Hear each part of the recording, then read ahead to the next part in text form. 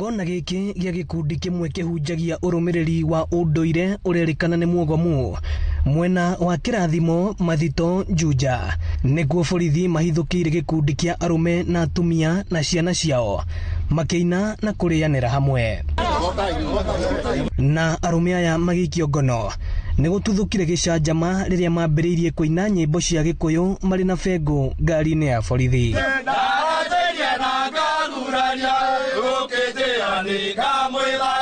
Komanda wa borithi ceceni-ini ya Juja Bernard Ngongo akiuga ni maikitie ngono atongoria a gikundi giki amu ni marakuruhanio na mutugo wa kuruithia atumia na ciana cia tuiritu. With some information, there was a case we were investigating about an illegal sect which was conducting their businesses inside behind us.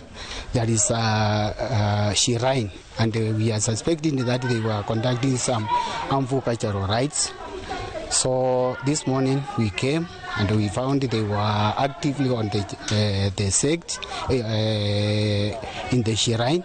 So we have arrested a few members of the sect, some men and some few women, for further investigations concerning, because we are suspecting, we have some intelligence that they are carrying out FGM, that is female genital mutilation. Gogo oho ni atangathite ati kigongona giki ni kihingitwo, akiuga uthuthuria baranginyo ni wambikitwo na amemba a gikundi giki manyitikana na mahitia maya ni megutacukirio makinya mahiu ma kiwatho. But now it seems it has grown.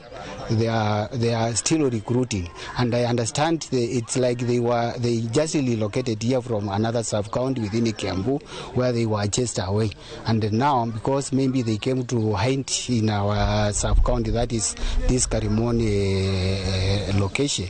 So we are also crossing indefinitely this shrine for further investigation. Atumia aria mauma kigongona-ini giki makiuga hatire watho makoretwo makiuna otiga kuheo na kuheana kirira kia ugikoyo.